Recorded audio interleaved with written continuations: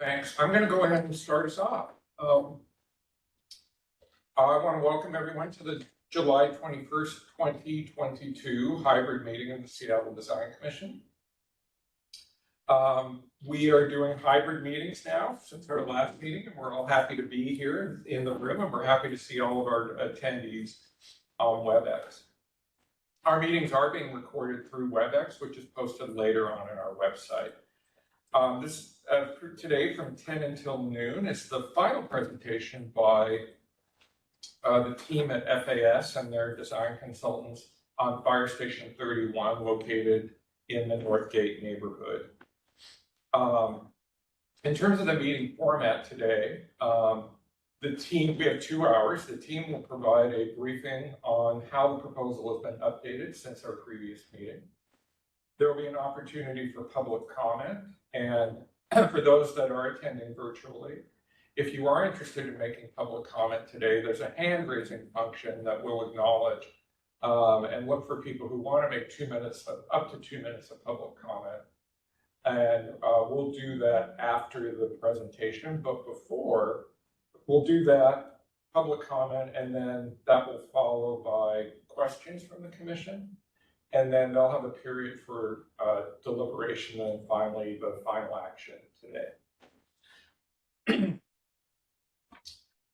I think what we'll do is now go with introductions of all the commissioners. Why don't we do this? Why don't we start with introduction of our online attendees first? And the commissioners that are attending online today are Jill Crary, Elizabeth Connor, Matt Alves, Vanita Sidhu, and Amalia Layton-Cody. Why don't we have the 5 of you introduce yourselves and your role in the commission in that order, starting with Jill. Hi, I'm Jill Crary, and I'm the at-large commissioner. Elizabeth Connor, artist commissioner.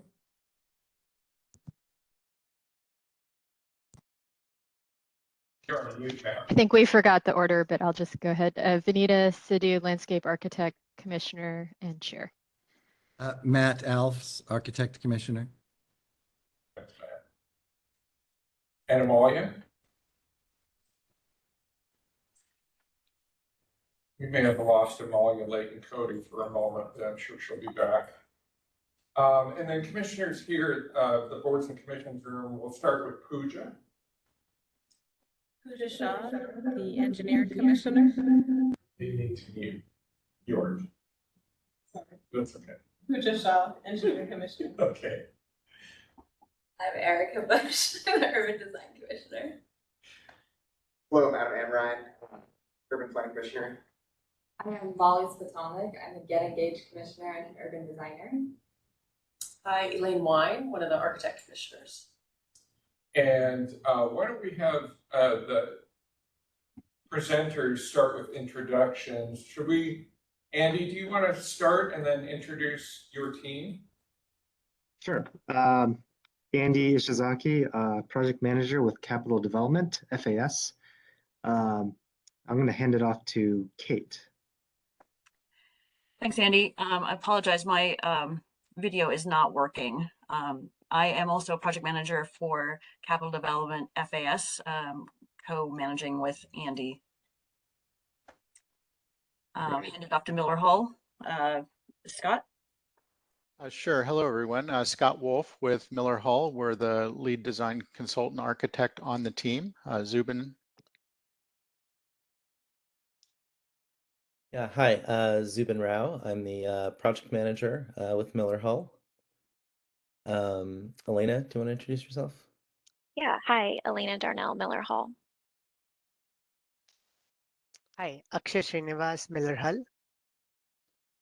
Great, and I put in the chat, it seems like our landscape architect is having a little bit of difficulty getting in. I don't know if she needs to be officially added as a presenter, so if we can work that out, great. If not, you know, I can cover for her, so appreciate any help there.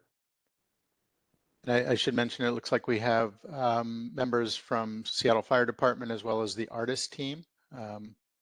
Chief Murray, if you want to go next.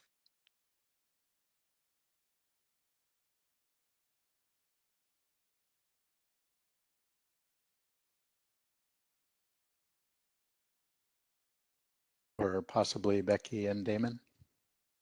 Hi, I'm Becky Johnson. I'm a public art project manager with the Office of Arts and Culture, and I'll turn it over to the artist Damon. My name is Damon Brown. I'm the artist that is working on the public installation for the fire department. Great, and it looks like Martina also is on now. Martina, are you able to introduce yourself? Good morning. Sorry for the late arrival. Martina Werdo from Landscape. Sorry for the late arrival. We're consulting landscape.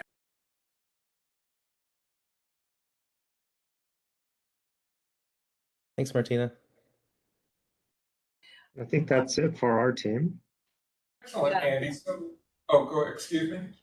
Sorry, I just got a message from Chief Murray that he's also having audio visual problems. He tried to introduce himself, but we didn't hear him. We have Juliet Acevedo, Design Commission staff, that's running interference there. So thank you, Juliet, for helping get everyone in the meeting. I'm going to go ahead and if there's nothing else, I think we'll go ahead and throw it to the design team to start our presentation. I think we have about, again, we're done today at noon, so I think we have about a 45-minute presentation. Is that correct? Yes, that's what we're shooting for. Scott's nodding, so I Yes. will mute and throw it your way, Scott. Yeah, I think Zubin is probably going to kick us off, or Andy. I'll get us going here. So, yeah, thanks again, everybody, for joining today. We're really excited to kind of meet with you. Hopefully, one final time. Your input to date has been just really great in helping make the project stronger. So, look forward to today's discussion and hearing kind of final recommendations.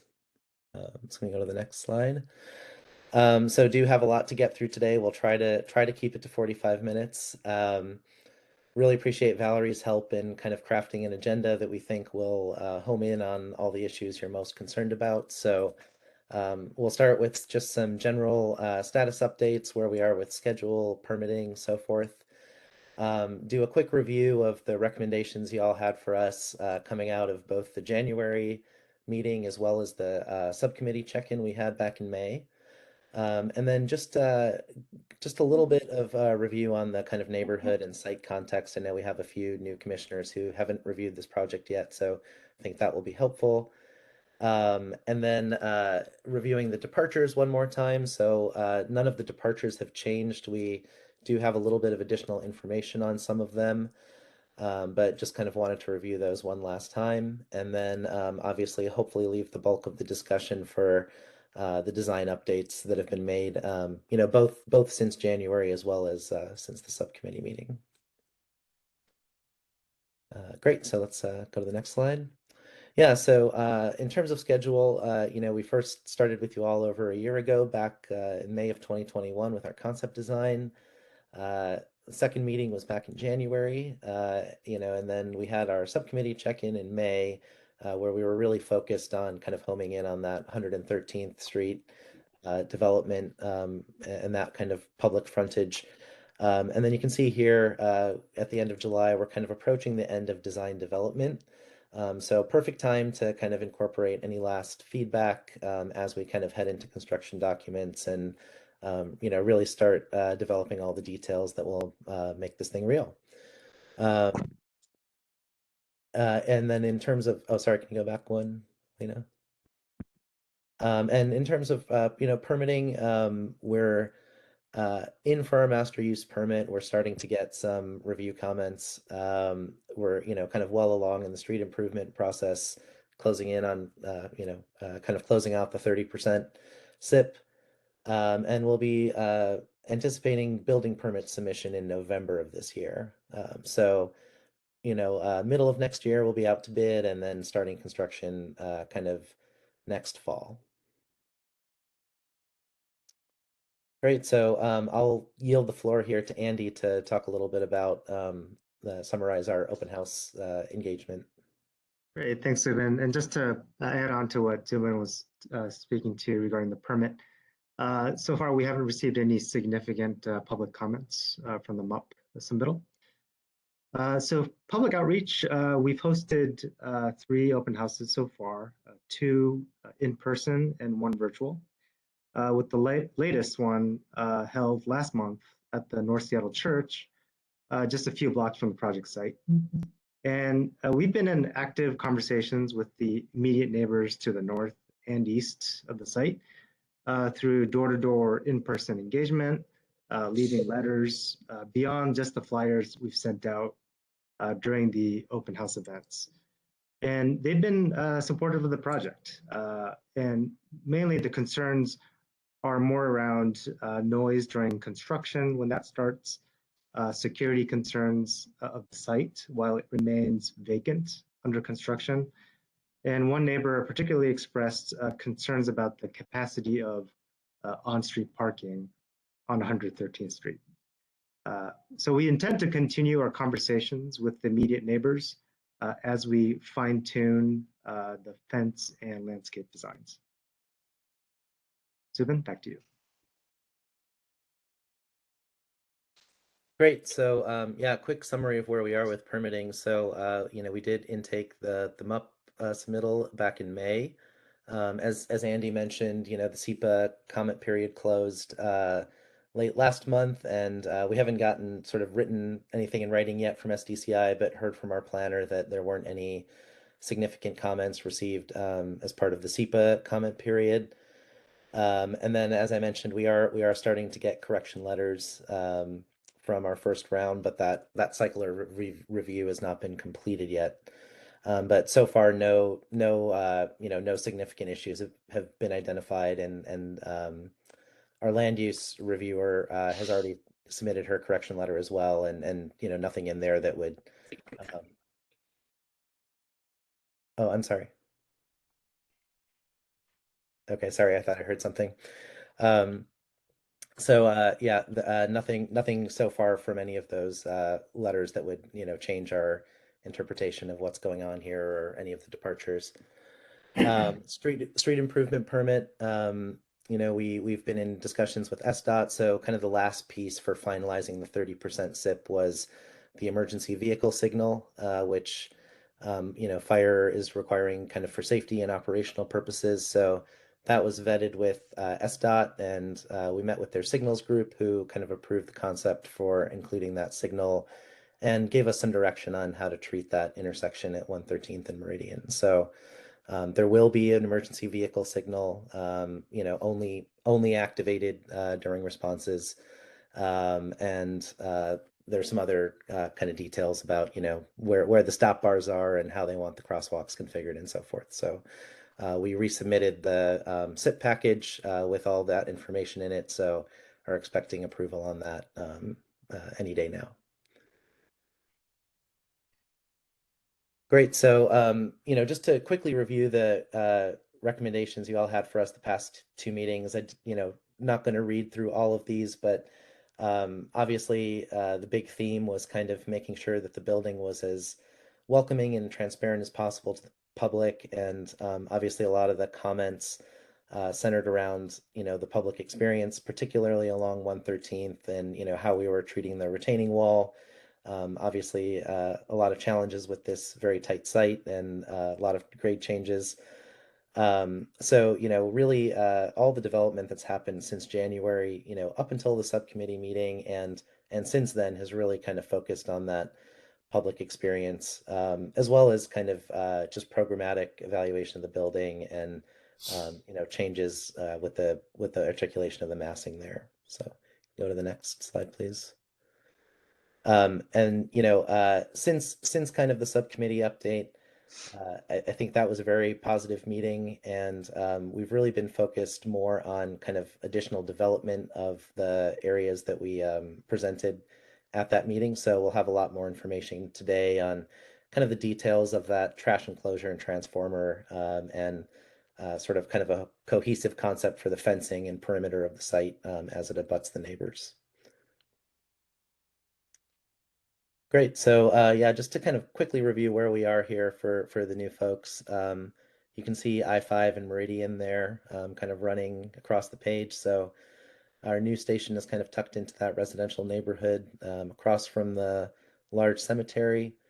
The old fire station was over on North Gateway, about 3/4 of a mile to the southwest there. So just to give you a little sense of where we are. Next slide, please. Yeah. And then just in the immediate couple blocks surrounding the site, just to give you a sense of the existing building fabric, we have the townhomes there on the upper left. Those are the neighbors to the east. Again, the very large cemetery, which kind of dominates the zone to the west of the site. A number of kind of single family homes like you see in the upper right there. And then there is some, kind of strip malls and banks and commercial office buildings down at the corner of Meridian and Northgate. So it's kind of generally what you're seeing in the neighborhood. And then just zooming in on our site a little bit, just to orient everybody again, one more time. So again, cemetery to the west, single family houses directly to the north of the site, collection of those townhomes to the east. And then across the way from 113th, where you currently see that kind of vacant area, there's a new 4-story apartment building being planned. That's quite far along in permitting for that area, and you'll kind of see where their driveways and street frontage improvements are on our site plan. And then just to review one more time, we are on a very kind of narrow site, so it's long and narrow, and really the very early planning of the station, as we started reviewing with you, back last year, was really driven by the core operational needs of the fire department. So, baseline starting assumption is that the four rigs need to respond to the arterial street, so that kind of automatically sets your bay width that has to go straight out to Meridian. And then really the rest of the station kind of gets planned around that mass of the apparatus bays. But then additionally, just to note that there's about 20 feet of grade change on this site from the very highest point in the kind of middle and north of the site, down to the southeast corner, and about 10 feet of grade change from the driveway, the return driveway, to the proposed apron location. So there's quite a bit of grade change to make up, which is really driving a lot of the slopes and a lot of the kind of site planning that we'll see. So to actually summarize the departures we're proposing, again, this has kind of been the same throughout since our, I think, second meeting. All the kind of core land use code parameters, such as height, width, depth, front and rear setbacks, and setback for kind of specific items, parking, odors, light and glare, all of those we're following the land use code for those elements. The only departures are the north and south property line setbacks that we've been discussing since day one, curb cut widths, and the tree protection plan. So we'll just kind of quickly review those. Elena, if you're able to zoom in on kind of the north, that would be great.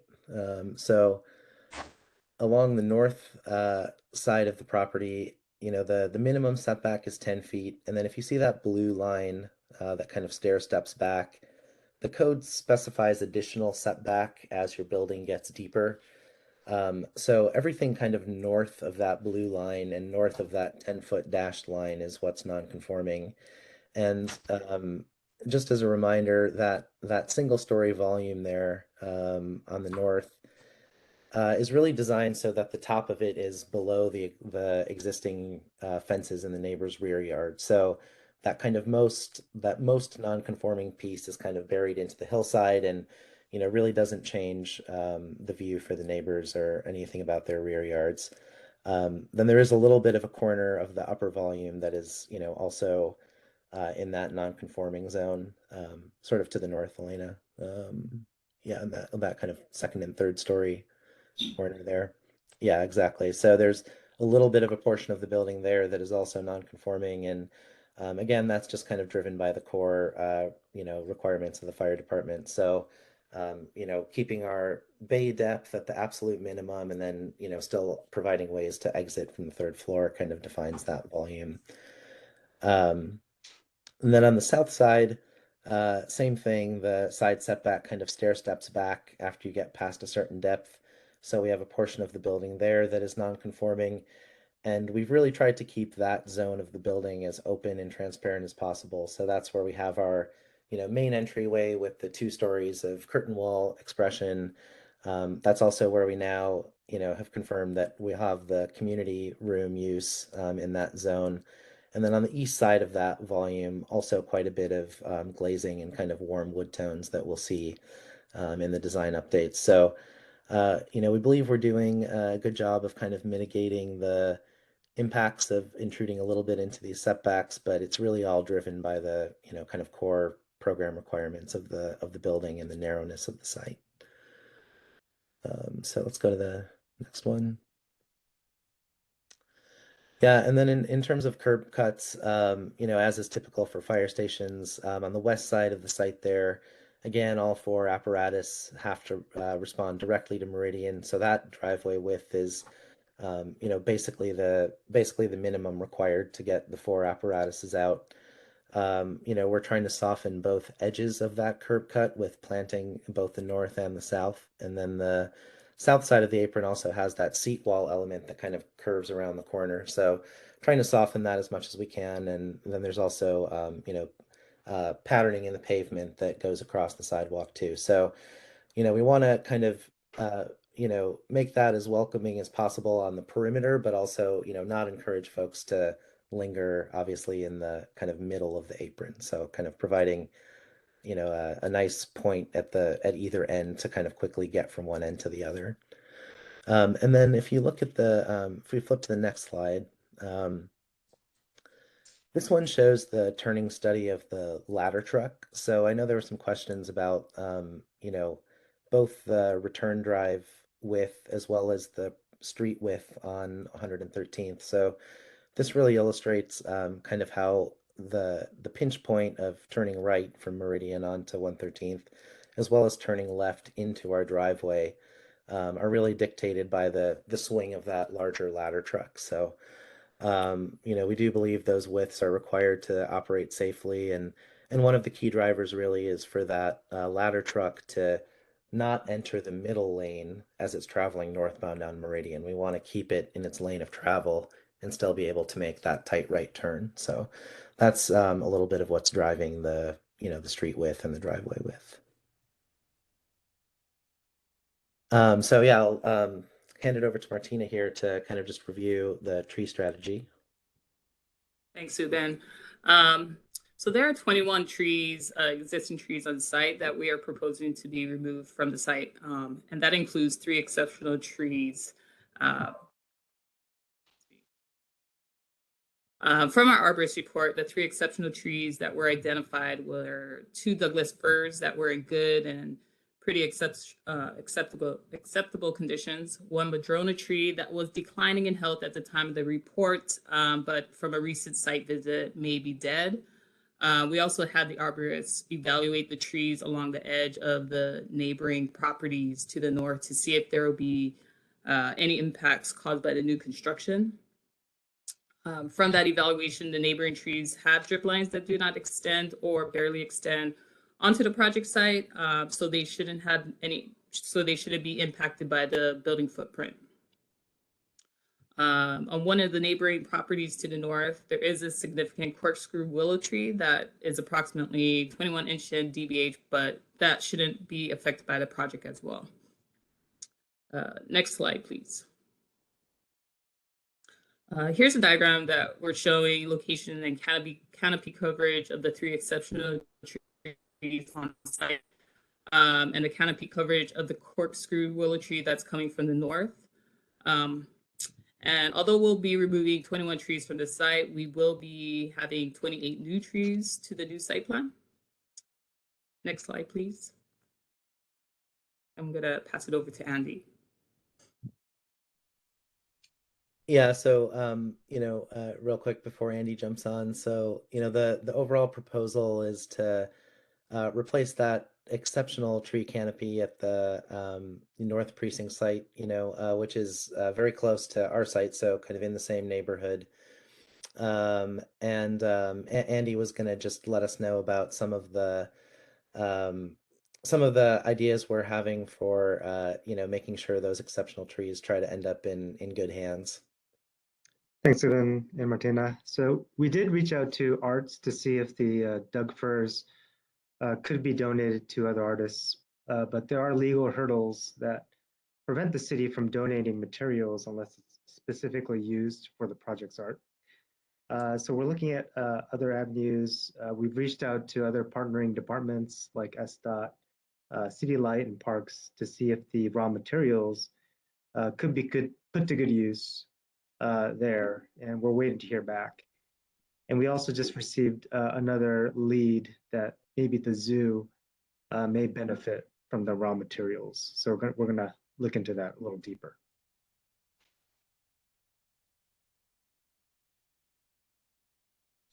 Okay, great. So I'll hand it over here to Scott in just a minute, but just wanted to kind of let you know. So for the design section, we'll kind of start with the kind of overall changes to the building and look and feel of both the building design and the site as we go through the renderings, but then kind of fill you in a little bit more on some of the detailed studies that have happened since the subcommittee meeting to kind of support the development of all those ideas. So go ahead, Scott. Thanks. All right, thank you, Zubin. So as Zubin said, what we've been really focused on is kind of the overarching theme of making the building fit more comfortably within its context, given the tight sites and some of the constraints, and making it more accessible and transparent to the public that it serves. There also have been a number of great comments from commissioners on refining and articulating kind of the materials and the general form. I think there's been really positive comments and support on kind of really the dexterity that the team in the fire department have demonstrated in fitting this station on an extremely tight site. As Zubin mentioned, that circulation really drives a lot of the decisions that are made here. So we'll get into that a little bit in detail here. So what you're looking at now is the rendering from Meridian and 113th as we brought it to our second meeting with you back in January. And as I mentioned, I think there was some very positive comments about the massing, the articulation, kind of our recommendation and decision to treat this as a singular form that begins to be broken down to more of a human scale. We felt that was very appropriate for a civic institution like this. If it started to break down in too many different pieces, it started to, we thought, fall apart a little bit and not have the presence that a civic institution really should have in the neighborhood. So I think there was some support for that. There were also some comments encouraging us to take further looks at some of the cutouts. So what you see above the apparatus bay door is really the deck for the beanery. I think there were some really great comments about kind of the closed in-ness of that and encouraging the team to take a look at opening that up more to get more light into the station, as well as to provide a little bit more of a connection from those important firefighter places within the building out to the community. So what this is showing is kind of what we have called a cut up in the bottom datum of the building that forms that opening to the west. And then you can see as the building extends along 113th, there's another cut up that really defines the public entry. And maybe just pause here for a second for the new commissioners to point out that public entry along 113th, typically you would maybe want that closer to Meridian, which is the more heavily trafficked area. But because of the narrow width of the site and the requirements for 4 app bays and the supporting functions on either side,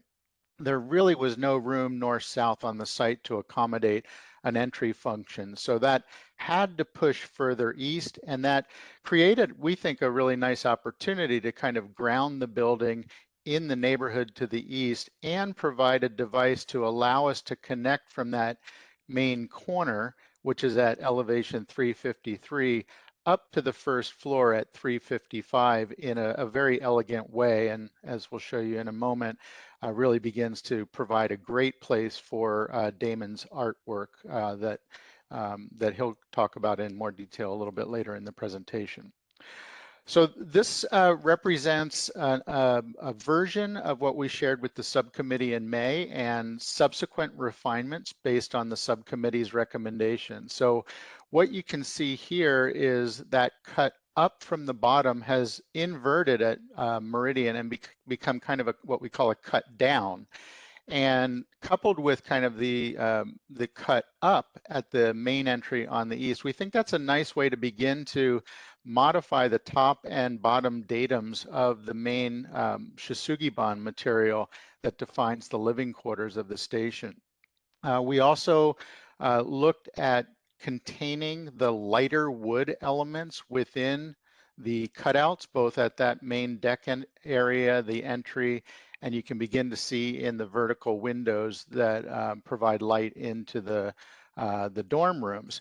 And I think a great comment from the commissioners were to really extend those windows vertically to give a little bit more scale to the building, and also that allows natural light to come in to the upper area of the two-story app bay from the south. So we thought that was an excellent comment. We've incorporated that as you see here, and we're starting to feel like the entire building is really, really hanging together very nicely.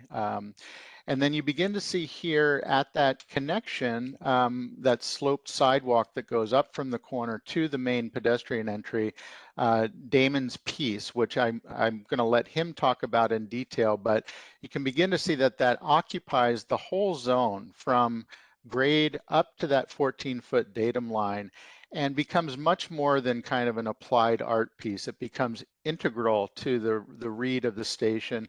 The station itself, the materials kind of form a place for the artwork to be grounded, and we think will be quite impactful to the community here along that 113th, and you can see that it wraps around on the Meridian side as well. Next slide. So you can begin to see the benefit of changing the cut up to the cut down, and that allows us to get a glazed cover that we think as it projects out can help to define that important place in the building to the larger community on Meridian. Lets natural light further into the beanery, which is the fire department's terminology for their kitchen and the place where they spend a lot of their communal time when they're not on call. And then obviously looking west out to across the cemetery provides really a nice quiet, calming view, you know, as they're coming back and relaxing or you know, studying whatever between calls. We think it's a beautiful view and provides a little bit of visual screening here with the signage element, you know, so that they're not feeling like they're in a fishbowl from the public. Next. So again, this is rendering from our January presentation, and really, really appreciate everybody's comments and suggestions that we need to address. The retaining wall that was really required along 113th, you can see the previous iteration here, sloping up from the corner at Meridian to the entry, and then also with stairs picking up the eastern side of the sidewalk from 113th. And I think you're aware that 113th slopes down and the floor is up. So we've got what at the time was a fairly tall retaining wall. And I think we weren't particularly comfortable with that, but I think through the comments that we received from the commissioners, we were able to go back and take another look at that. And I think what you'll see in the next slide is a much more successful version. So I'll point out a couple of things that changed. First is working from the right, so the east side. When you see the enclosures for the trash and for the transformers, those previously were at the 355 date. And what we've done is we've stepped those down with grade, the fences and the walls. And that creates almost like these nested trays, similar to what you would see at Freeway Park, and really begins to keep those elements to a scale that provides the necessary screening, but isn't overwhelming as a pedestrian. They also allow us to integrate a little bit more landscaping on the site. Again, it's a very tight site, but trying to concentrate greening up that edge along 113th to make a much more friendly pedestrian experience. And then turning the stair that provides access from the east side 90 degrees. So it really minimizes its presence on 113th and again allows for quite a nice pocket park landscape area there that begins to soften that edge and reduce the overall length. Working further to the west, you can begin to see where originally that retaining wall was almost 200 feet long. The building itself is about 150 feet, but what we're showing now is breaking that and incorporating some decorative screening there that helps to define the zone that is that cut up zone forming the pedestrian entry. And that screening material, we'll talk a little bit about that with the fence strategy. You can kind of see on the right, looking at some more decorative steel laser cut fencing that has a really beautiful character and a little bit more elevated character at that public walk. Next, please. Looking from across 113th at that main entry, again, what we had in the previous commission presentation back in January, you can again see the length of that concrete retaining wall and the height. And we were starting to look at articulating and bringing the width of that cut up entry down into the wall, but still it wasn't quite enough, and we were encouraged to take another look at that. So if you can advance the slide, this is where we are now. What we've been able to do is develop some landscaping strips along the walkway by reducing the walk from 10 feet to 5 feet on either side. So you can begin to see that landscaping. It tends to bring the scale, the apparent scale of that wall down. And then the steel decorative grading that aligns with the pedestrian entry there, you can begin to see provides a little bit of relief linearly as you're walking east-west along 113th. And zooming out, again, showing the current elevation here with Damon's artwork. Takes up, a good portion of the south elevation. And we think, as he'll talk about, there's this idea of movement that he's interested in capturing there, which we think is great in terms of conveying what happens in a response situation of the rigs and the firefighters moving out to the area that they're going to respond to, but it also serves to provide movement from that meridian corner into the entry as well. And as we mentioned, we think provides a really intriguing piece, a mural, if you will, as you're moving from Meridian into the pedestrian entry down 113th.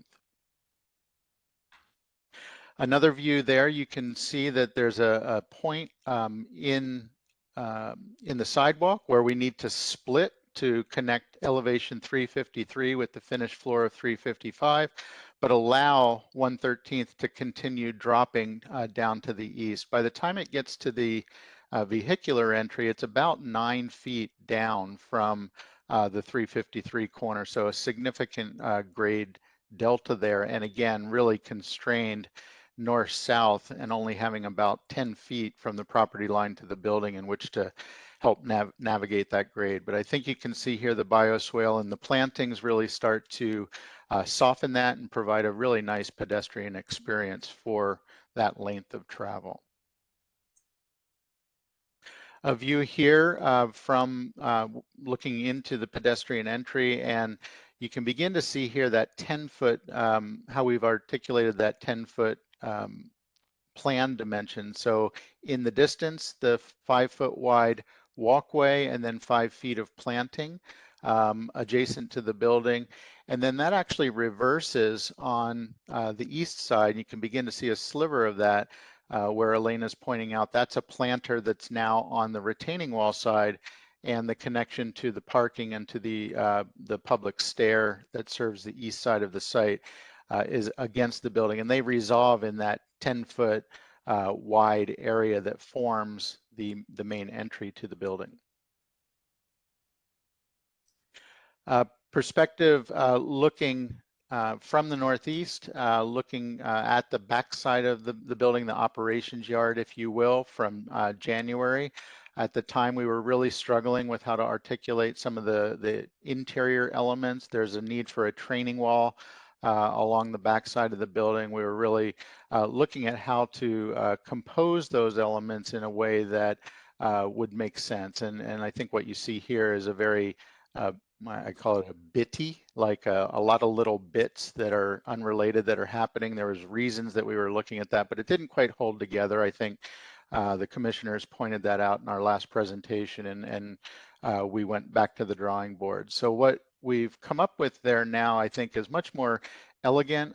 You can begin to see the training wall. We've kind of likened this to a towel over a towel bar. This is a hardened edge that firefighters can put ladders up against and really drill from their back courtyard. Starting to look at the openings in the south bar, much more akin to the vertical openings elsewhere.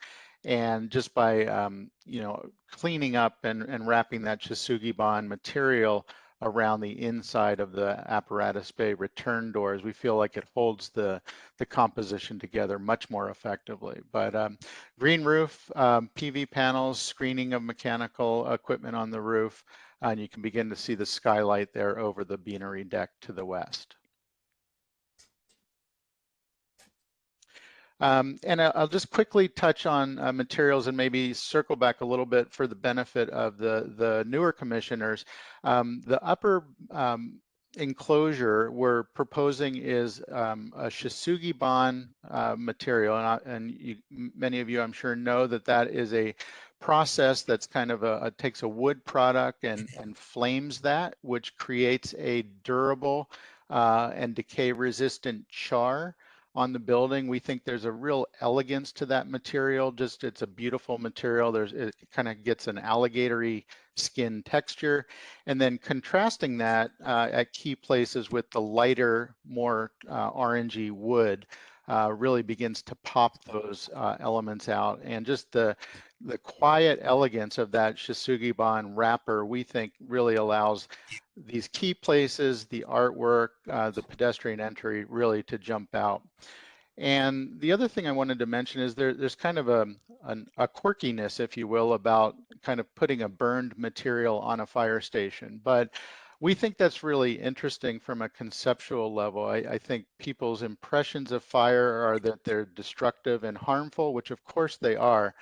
But when we look at like what happens in the natural succession of forests, firefighters have always, or fires have always been a part of the natural transformation of forests. The fact of that destruction at periodic times, creates nutrients, forests regenerate. So there's a real beauty, we think, in this idea of destruction and rebirth. And we think by presenting this material in that way on this facility, which is a fire station, we think is a way to allow people to gain a new appreciation, not only for, I'll call it the benefits of fire, but what the firefighters do to keep people safe during those emergencies. It's also a very durable, maintenance-free, decay-resistant way of approaching an enclosure and siding.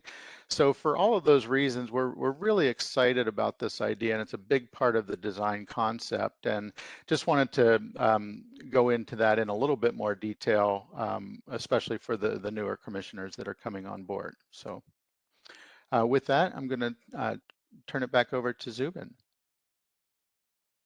Great, thanks, Scott. So yeah, I just wanted to, kind of include the current site plan in here for reference and point out a few of the things Scott was describing in plan, just so you can kind of see them more clearly. Elena, if you can zoom in on that entry zone a little bit. You can really see how turning that stair has greatly shortened the amount of retaining wall. Previously it was extending probably another 20 to 30 feet to the east as it stepped down along that wall. And then also over to the west, if you pan over a little bit to the corner there, Elena, you can see we've also really extended that seat wall further around the corner and kind of starts to overlap the building. So we've kind of shortened that ramp to be as short as possible and still maintain, comfortable, gentle slope up to the entryway, but kind of allow that corner expression to come around a little bit further. And then I just wanted to also just point out, just in case it's not clear, from Meridian, you would be walking up that walk that's to the north. If you could just kind of point to that, Elena. Sorry, along the building to the entryway. Yeah, so from the corner, you're kind of walking there along the bioretention up to the main entryway.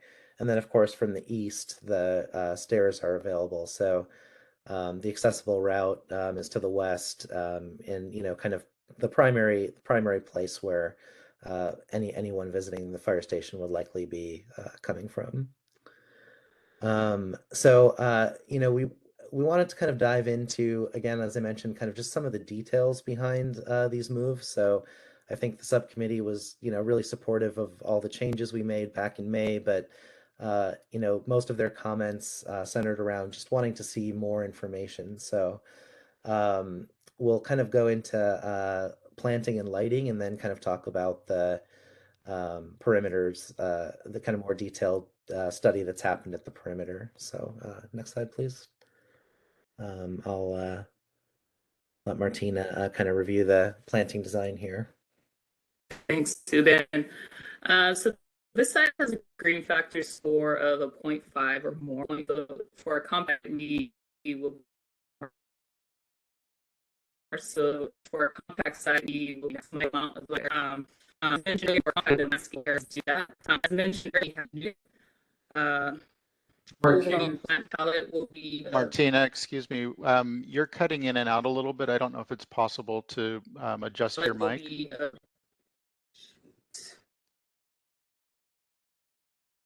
Or maybe just keep video off. It looked like maybe you were trying to start your video. All right, how's that? Okay, sorry for the technical delays. Let me take that from the beginning. This site has a 0.5 or more for. Yeah, we've lost you there, Martina. For a 0.48. Now we really lost you. Yeah. So Scott, I think Scott and Zubin, I think we've lost Martina. Yeah, Martina, yeah, you're still breaking up. So maybe I can kind of summarize this a little bit, and then if we have more detailed questions, we can come back with those. I don't know if Martina, if you can hear us, or yeah, okay, looks like she's muted. Sorry about that. So can you guys hear me okay? Yeah. Okay, great. Yeah, so I think basically the kind of summary here is we are complying with the green factor requirement for this zone. So we do have quite extensive green roof areas, as well as bioretention zones we've been talking about. And then of course street trees are kind of conforming to SDOT standards. And then kind of the screening along the north and east end of the site is kind of evergreen, both for screening as well as kind of low maintenance there. Can we go to the next slide real quick? So you can kind of see here the images and kind of what's keyed to what on the site plan. So again, the more deciduous trees for the street tree expression, the evergreens kind of along the north and east of the site, and then some of the plantings here that would be filled in that bioretention zone. So we can definitely follow up with Martina if there are any more detailed questions after this. So site furnishings, again, it is a fire station, so we want firefighters to be able to do their work uninterrupted, but also provide these moments where they are appropriate, to kind of soften the experience and provide some benefit to the public as well along the frontage. So we've been talking about this seat wall that kind of wraps around the corner. We think that'll be a really great place to just kind of ground that corner of the site and kind of make a place at the corner since we're not able to put the entry there. And really envision this as being kind of a fun place where, you know, kids can sit on the bench and watch the fire trucks coming out. So the actual seating surface is only kind of on the west and south. You know, so we want to keep folks out of that active apparatus zone. And then we do have some bike racks and benches, you know, kind of in the entry plaza. And then just sort of the general, you know, development of the wall that we've kind of been describing and how that's changed over time. Next. Yeah, and so we do have Lucrecia Blanca from Blanca Lighting Designs on the project now, and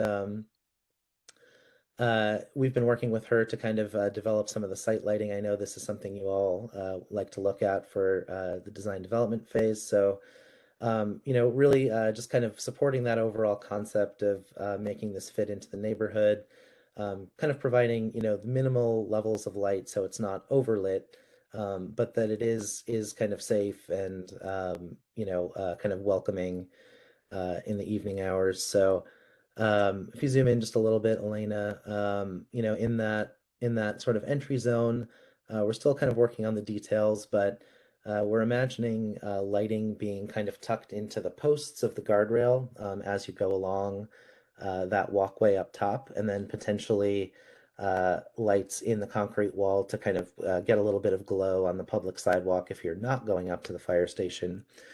And you know, we're still working on kind of the spacing and the design Areas. of those. But and then over to the west and in the rear courtyard, we have some pretty simple kind of bronze small fixtures that will throw some light around those areas to allow the firefighters to you know, work effectively. And then kind of over in the parking area, we have you know, pretty modestly sized poles at about 16 feet high, you know, kind of spaced throughout the parking area. So if you go to the next sheet, please. Again, you can see it's a very kind of understated palette of lighting. So kind of using that bronze tone to kind of fit, you know, just kind of fade away into the Shasugiban. Relatively small fixtures. And then looking at incorporating this kind of strip light above the art piece, which we'll talk about in a minute here. And you know, just kind of for reference, we have done some initial photometrics. So again, any detailed questions on this, we can certainly get answered or forward to our lighting designer. Great. So moving into the kind of perimeter study, I think this was one of the areas that hadn't been, you know, as well defined previously. We were still working on a lot of the grading and topography and kind of trying to figure out what the best solution is for the perimeter, but also recognizing that, you know, one of the subcommittee's primary concerns was just really feeling like they, you know, they were a voice that was speaking for the neighbors, and that we needed to put a little bit more attention into exactly kind of what the neighbors would be seeing and how their edges would change. So these sections are, you know, again, relatively unchanged from before, just as a reminder that that north volume, that north single story non-conforming volume there is kind of tucked into the hillside. And it, again, the height of that building is, you know, essentially no taller than the existing rear yard fences in those units. So, and you can see because of the way the grade slopes up, the station is also, you know, not really taller than any of the surrounding structures or the proposed 4-story structure across the street. So really fits well into the neighborhood in terms of height and scale. And if we go to the other section, Elena, this one we have a little bit more detail on now. FAS, you know, allowed us to, it kind of worked out with the neighbors to get us on property so we could see these conditions firsthand with our own eyes and really try to come up with the best solutions here. So what you're seeing there is, you know, the parking area to the east. We're raising grade a little bit, about 4 feet at the worst case. to the new parking elevation. So there will be a new retaining wall and new fence on top of the retaining wall. Those are all intended to be code conforming, so no departure requested there, but just want to kind of illustrate in more detail what that's going to look like. Next slide, please. So these are some photos from the backyards of the single family homes to the north. So you can see quite a variety of conditions. In general, the fencing is not in great condition. And mostly there's just relatively low-lying vegetation kind of in that zone along the fence line. And if you go to the next slide, Elena, as we kind of study this in more detail, what we really saw was that the existing fences are built about anywhere from 2 to 4 feet away from the property line. And then the slope of the slope kind of extends more steeply when you get beyond the fence line. So what we're proposing to do here is, remove all the existing wooden fences, most of which are in poor condition, and replace them with new fencing along the property line. And that fencing would kind of be of a residential character, as we'll see in a minute. But there'll really be a great benefit here to the neighbors of essentially kind of gaining back a couple feet of usable space in their yard that they don't have access to right now. So the project is proposing to kind of come in, replace the fencing, and then kind of smooth out grades as they go up against the fence and our new building wall. Next slide, please. And then over to the east on the townhomes, you can see kind of in that top middle photo, that's what you see when you're looking straight at the site. So there's an existing rock wall on their property and an existing 6-foot-high wood fence. And then our new parking area with those 4 stalls to the east will be located, just beyond what you're seeing there. So again, if you go to the next slide, this solution is code conforming, so you're allowed to raise grade up to a certain amount over existing, and then have a wood fence on top of the retaining wall.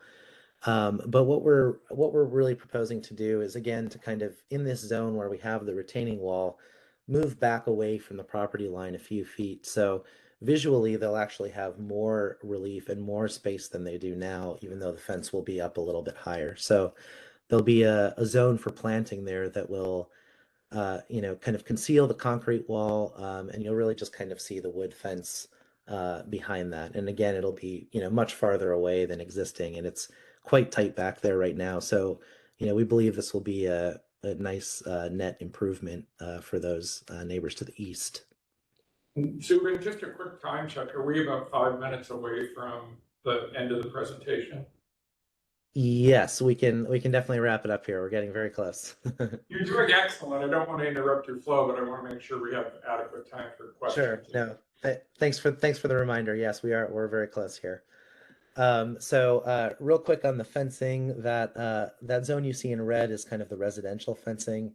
Elena, if you skip to the next slide, actually, we're kind of evaluating, whether it's wood or metal. We have some, concerns and cost issues that we need to work through with fire in terms of maintenance and operations and kind of cost of the project. But the idea is that along the north and east, that would be a single new fence that it was of a residential character.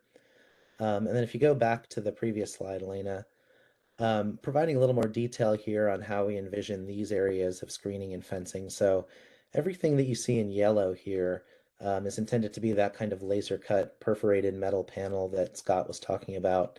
And you kind of see a sample image there. We're still looking at exactly what the pattern would be, but we think that'll have a nice kind of character of being kind of understated and providing a little bit of transparency, but we can kind of dial that in with the pattern we choose.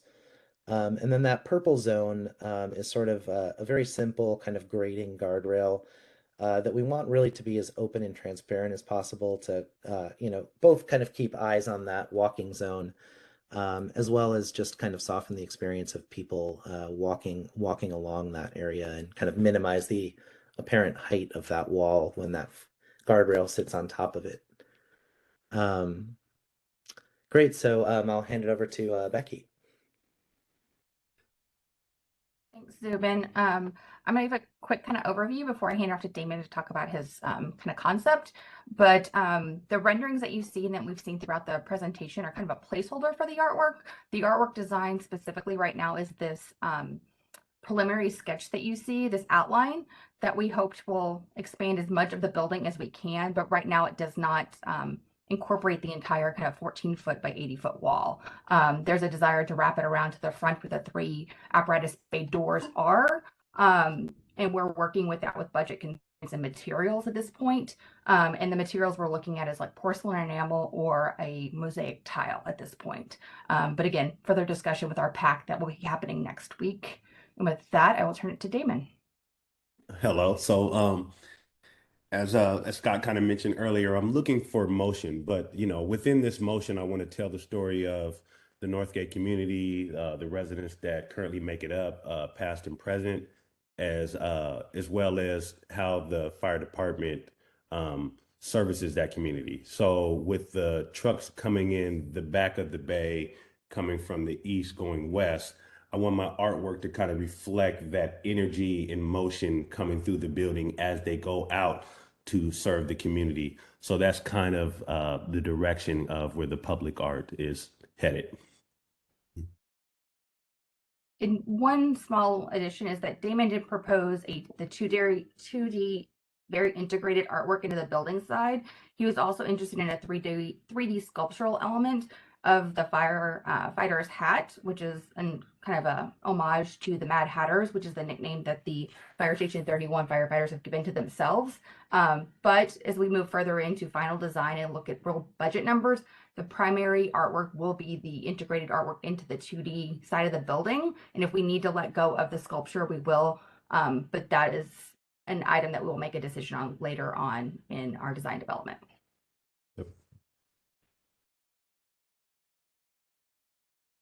Great, thanks, Becky and Damon. And as mentioned before, we're a little bit, we're working with Damon to understand the best way to light the piece. That'll depend, kind of on the final materiality, but we are liking the idea of kind of potentially grazing it. That's a very good strategy if we end up with tile and there's a lot of relief in the wall, that can look quite nice. So continuing to study this, but want to keep it kind of as minimal as possible, so there's just kind of a soft lighting of the piece at night. And so yeah, we'll open it up for discussion here, but hopefully we've given you a sense with some of the details and kind of the overall concept moves of how this is all coming together. I'll kind of just pause on this image here and open it up for questions and comments.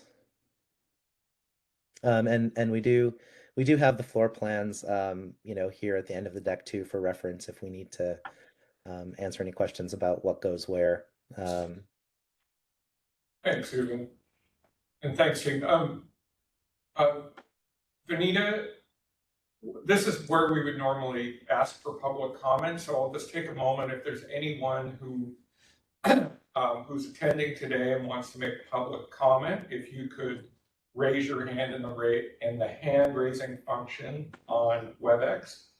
We don't have anyone from the public here today, so we're not going to have to worry about that. And in terms of organizing commission questions, maybe we can start with the virtual participants and then in the room.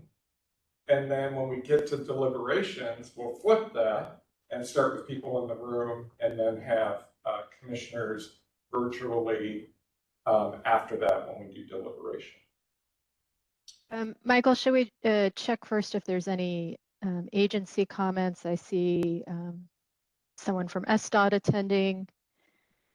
That was what I was going to ask for next. Yeah, so okay. I haven't seen any members of the public raise a hand. So if there are city representatives who had a comment to make at this point, that'd be great.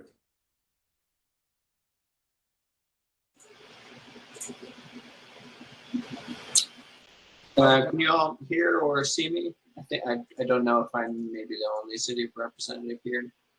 Yep, we can hear you. Cool. Jackson Cook, SDOT Street Use. So I am the SDOT planner on the SDOT permit for this project. And like was discussed, we've been working a lot on signal infrastructure and channelization of 113th and striping the crosswalks. Sorry, Ellen, I didn't realize you were on the call. Striping the crosswalks and the curb ramps and pedestrian infrastructure for the project. Don't have any major comments. We'll say we're largely supportive of the current design. We will be working in the SIP design guidance process to talk a little bit more about the design of the bioretention facility and the improvements on 113th. A couple minor comments. There's the parking on 113th is shown as being striped in some of the documents that I've seen. We most likely will not be striping that parking. It will just be informal parallel parking. Beyond that, the SDOT standard would typically be for a 2-foot clearance between the back of the sidewalk and the face of the wall that's proposed on 113th. We would really like to see that clearance provided so that there is space for people to feel comfortable walking in the sidewalk without feeling like they're right up against the side of the wall. Understanding that we may not be able to accommodate that because of the need for the fire trucks to be able to make the turn from 113th. So we'll be working with civil engineers more on that. But if it is possible for the fire trucks to be making the turn from the center turn lane instead of turning from the travel lane, we are hopeful that that might give us enough space to give a bit more clearance from the back of the wall to the face of the wall to the back of the sidewalk. So that's those really the only design comments that I have. And that second one, I think, is something that we want to work on, not necessarily something that is going to require a redesign if we can't make it work. Thank you, Jackson. And in the comments as well, Joy Jacobson, who works on accessibility for FAS and ADA compliance, she's just going to continue to follow the project through permitting. Commissioners who are attending virtually, why don't we go in alphabetical order? Amalia, Elizabeth, Jill, Matt, and then Benita, and then we'll walk around the room after that. Does that sound okay? Amalia, you want to kick off questions? Yes, can you hear me? Yeah, you're a little, the volume's a little low, but we can hear you. Is that better? Yeah. Okay, great. So I just wanted to say that I appreciate Jackson's comments on some of the frontage improvements, and I had the same concern, so I won't ask them those questions since they're working through those. I did have some questions. So that seat wall in the front corner, how far is that? Yep, exactly. How far is that from the curb line on the Meridian side? It just feels very cramped there. And you mentioned kids sitting and watching, and there's no buffer between the roadway and that space, and it just feels like very tight. And I don't know, I have kids and I don't know if I'd feel comfortable with them sitting there, and it feels very exposed to me. So I just wondered what the distance there is. It wasn't shown on the plans. Is it like 6 feet or 7 feet or something like that? I believe it's probably more in the realm of 8 to 10 feet. So there's kind of the standard 5 foot wide sidewalk zone, and then a little bit extra. So to the south, of course, there's more like 15 feet from the curb to the bench. But that makes sense. It was the west side that I was. The west that's is specific. I think it's about 8 feet probably. Yeah, we can definitely get that dimension, or look at paring that back a little bit. Okay, great. And then I know that there was also the concern about the distance of the sidewalk from the back. And so I just was wondering if the design team thought about the users, the public that would be coming to the space, people who would be coming to use the room, and 5 feet just feels tight to me. You couldn't have necessarily have two people walking side by side. So I was just wondering if you thought about that. And then related, I really like street trees. Street trees are important, but it feels like with the street trees you've chosen that it will diminish the view of the art on the south wall because it will be potentially blocked by some of those trees. And so I was just wondering again if you thought about that as part of the just how the art would be viewed with the street trees, or if there was a perspective of that that I missed.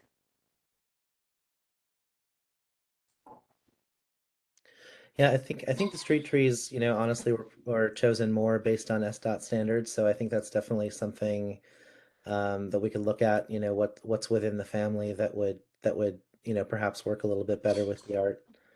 I don't know, Martina, if you had any other thoughts. I don't know if you're able to chime in or Scott, but yeah, I don't think that's been specifically looked at in detail. So yeah, great comment. And then last question, I just wanted to confirm, is SDOT going to allow a crosswalk across Meridian at the corner of 113th on the north leg?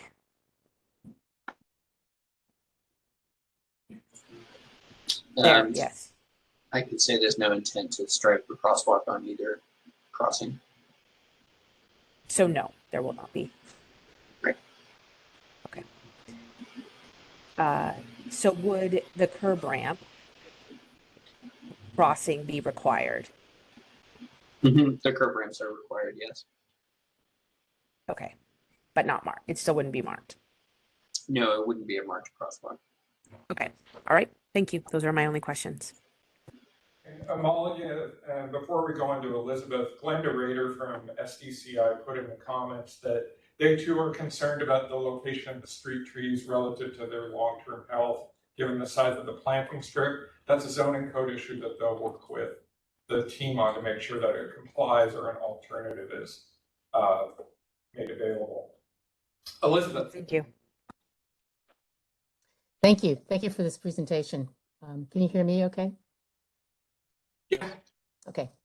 I really, Zubin, when you spoke about articulation of facades and massing and some of the cutouts, one of the things that I thought about especially, and thank you for the clarification that the artwork here is simply a placeholder. I was wondering how the work that you did on that we followed in subcommittee, which is, and it's great work. How is that kind of thinking going to be applied to how the artwork fits in? You know, thinking about massing, thinking about the three-dimensionality of this space and the fact that the artwork will have a significant effect on the facade. Well, you know, I think, you know, kind of grounding it in that pedestrian experience and then kind of waiting to hear exactly what the materials, you know, will be from Damon's studies, I think will really inform that more. I think we're just trying to be really conscious of, you know, trying to maintain a continuity of that experience as folks walk along that entry and making sure there is some plane change in the building and ability to kind of light it. You know, I think we looked briefly at kind of, you know, kind of, I'll say kind of violating that horizontal datum and, you know, potentially extending things up and around. And it really just kind of started to look too busy to us. And I think we really liked kind of keeping everything down at that pedestrian scale. So it didn't feel like there were these elements that were kind of shooting up, but rather that it was sort of this continuous storyboard kind of from west to east. But you know, Damon or Scott, if you had any other thoughts, please chime in. Yeah, I'll jump in quickly and then let Damon follow up. My understanding of the process, Elizabeth, is that Damon and Becky will be taking this idea to a committee that really kind of oversees the art work in the county and through this program, or the city and through this program. And once we get, once they receive kind of a general you know, check on this is a great direction to go, we can get a little bit more into the details. So I know Damon and Becky, they mentioned that they're starting to look at how to actually accomplish this with tiles, ceramic tiles, or another sort of tile type element, but basically our understanding at this time is it's going to be something that is applied to a substrate. So what we're trying to do, as Zubin said, is provide some vertical separation between the material above and that substrate, using that 14-foot datum to be a good frame, if you will, for that piece. And as Damon develops more specifics, we're certainly intending to work very closely to make sure that that's integrated into the overall building. Are you involved in a reciprocal discussion about materials on this? One of the reasons I'm asking that is that a question came up just a few minutes ago about the fencing. Zubin showed some examples of what the fencing might look like on the same facade along in that same space. And I'm wondering how you as the overall design team are involved in some of those discussions of the materiality of the facade and of the artwork. I think they, in this particular case, the ultimate power of both is still at play. Mm-hmm. So I want to know a little bit more from you about how your process might go forward in those decisions. Yeah, I think I'll speak first and then ask Damon to comment as well. But the way that we're looking at this, there is quite a bit of perimeter fencing material just in terms of containment and providing the security that's required on the site. What we're trying to do there is take a strategy that is something that pedestrians will feel comfortable with, but that does not compete with the artwork. So what we don't want to do is kind of have the piece begin to leak out, if you will. And I think, as Damon and Becky mentioned, they're working within kind of certain parameters in a budget, but our intent is that they're complementary to each other, so they don't begin to detract from one another. At least that's our take as the architectural team on this, is we want to make sure that there's good containment, if you will, and I don't mean that in a negative way. I mean that in a real positive way that allows the art piece to be, powerful because it's focused and there's not these detracting elements that are coming in. So we've had some opportunity to work with Damon. We had, I think, a great discussion in more detail at one of the open houses, and once he passes through this approval gate on the Arts Commission side, I think we're intending that we'll have much more collaborative meetings where we start talking about the specifics of both of those elements. Thanks. I appreciate that you have that as part of your plans going forward. Yep. And I can echo that as well, Elizabeth, that we talked about with Zubin and their team, specifically after we got through PAC next week, that we would start talking about materials specifically with Damon and the design team to see what might best work within the aesthetic of, the materials that are already there and how we can complement each other. Great. And I hope that's a reciprocal kind of decision-making process as well. I'm acknowledging that this schedule has been really challenging as well. So, you're welcome. Thanks. I don't know why I'm fixated on fencing, but one question I had when you were talking about the fencing that is not associated anywhere near the artwork, the neighbors fencing.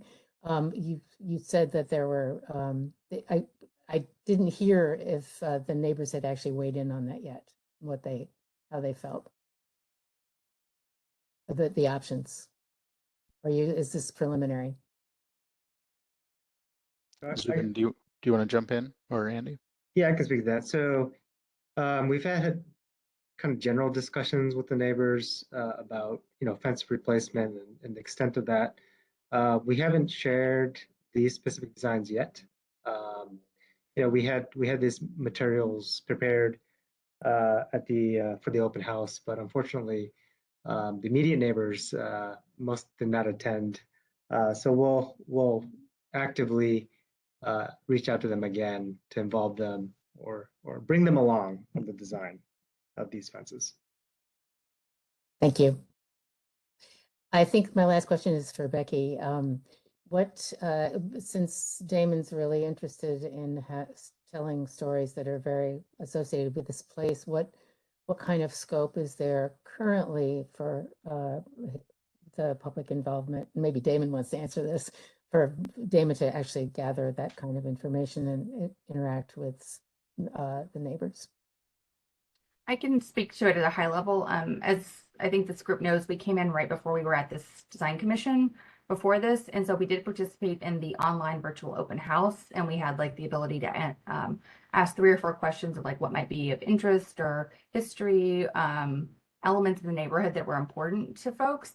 And that's sort of how I think Damon can speak to this as well. The mood board that he started to pull together of like what items that he started to pull from.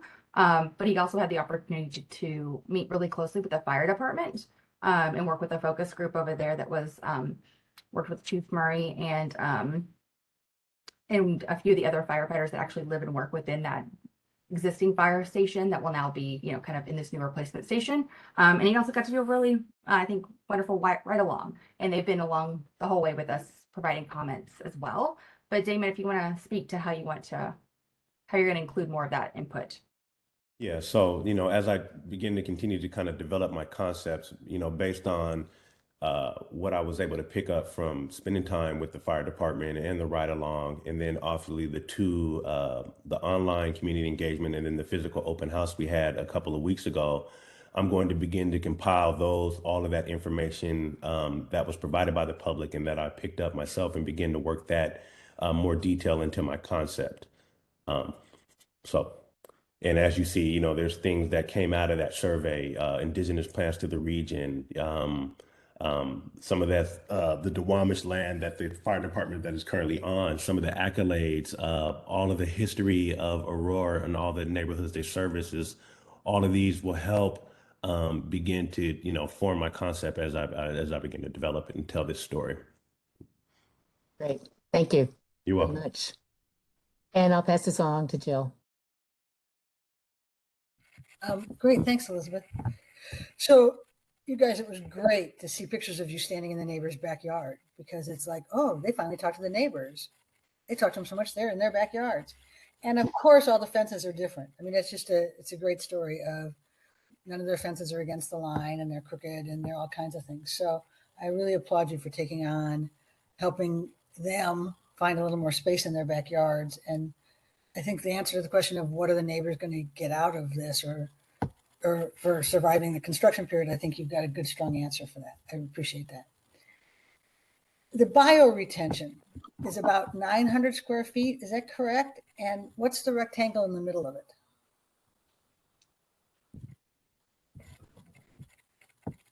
Yeah, I'd have to, I don't know if the exact square footage is on here, but that sounds about right. The rectangle in the middle is just kind of the entry plaza zone. So it connects the kind of 2 pieces of sidewalk from the west and the east. I think it's So a little that's- further on the drawing. I don't think you're quite on it. Isn't that the green roof? Oh yeah, sorry, Elena. Can you point to the entry zone? You have to move the drawing over to my right, your left, definitely. Oh yeah, are you not seeing it? Seeing it all? Yeah, maybe zoom in kind of on that entry zone. So you know, right now we're envisioning that as you know, kind of a bridge over the bioretention that would flow continuously under it. You know, there's a possibility. Now it's off the page again.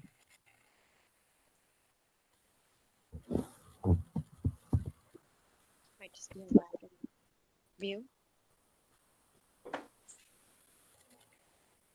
Are other folks seeing it? I'm kind of seeing the entry and the stairs kind of blown up.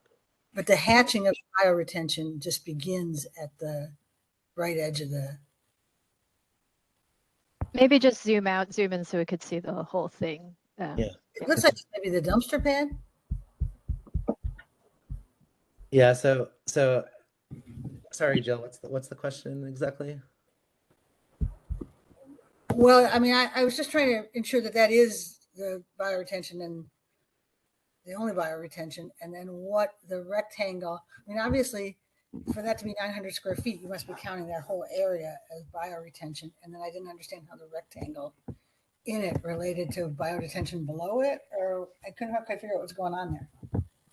Yeah, so Elena, if you could just kind of highlight, highlight the west, kind of trace around the west area of bioretention. So, that's all bioretention that you're seeing crosshatched.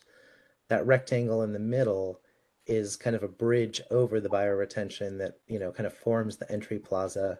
And then that hatched zone to the east is the continuation of the bioretention over there. So it's those kind of two long linear elements.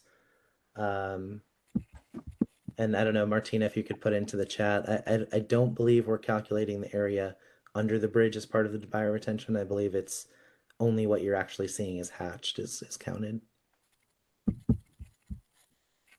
So the bioretention is right up against the building in that long area. Right. So west of the entry zone, it's right up against the building, and then east of the entry zone, it kind of flip-flops, and the sidewalk is adjacent to the building, and the bioretention is adjacent to the retaining wall. Okay. I read the key differently and thought it was the area was the pattern around the, which isn't on the page at the moment. So that makes more sense that that's the bioretention. Okay, great.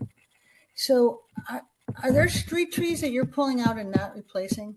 It's a little hard because often I see the site defined as, inboard of the sidewalk, but I think there's probably some street trees on both Meridian and 113th that are coming out. And if I read that note properly, you're not going to be replacing those on a 2-for-1 basis.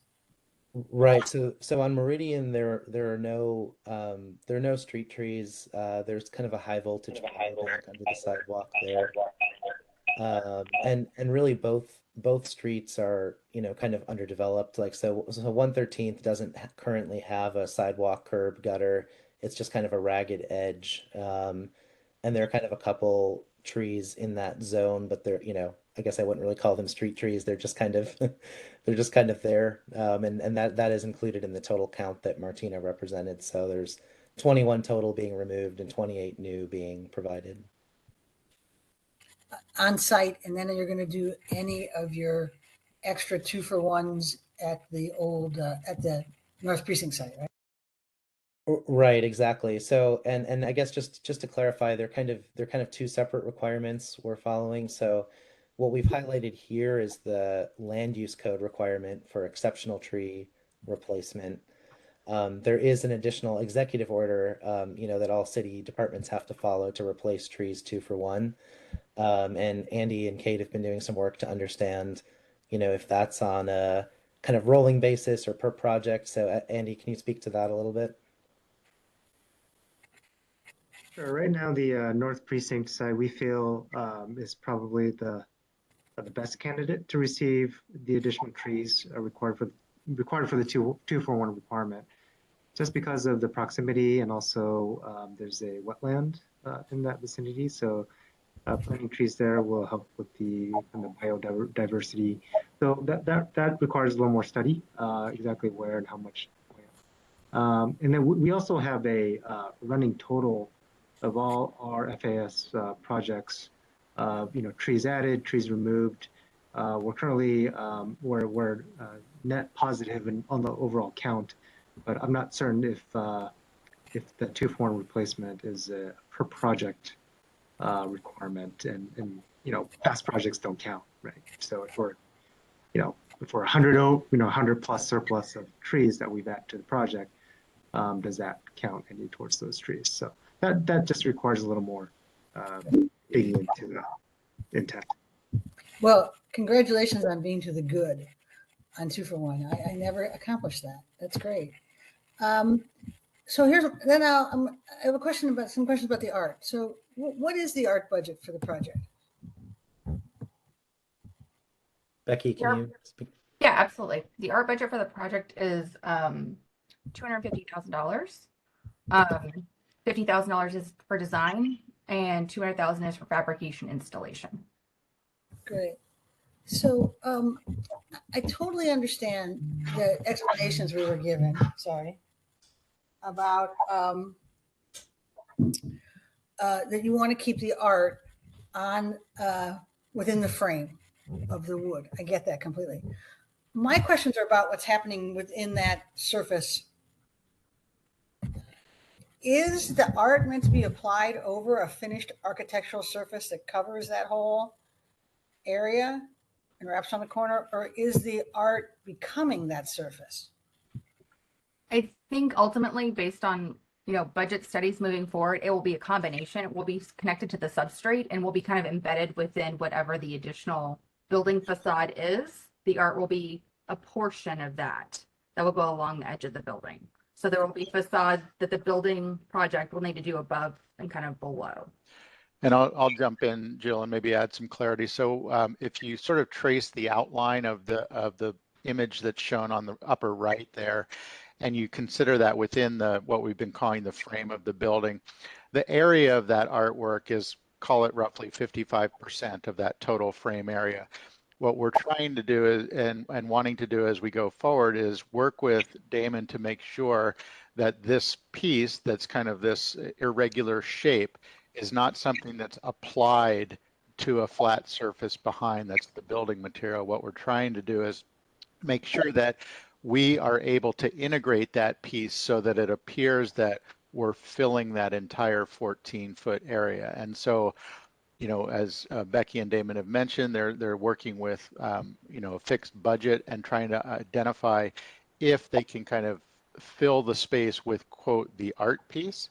And if not, then what we would like to be able to do is work closely with Damon and Becky to make sure that it's not something that's glued to the face of the building, but it's more integrated into that final surface. There's aesthetic reasons for that. There's also technical reasons. We don't want something attached to the face that we're going to get water behind and ultimately lead to longer term problems. So that's the intent at this point.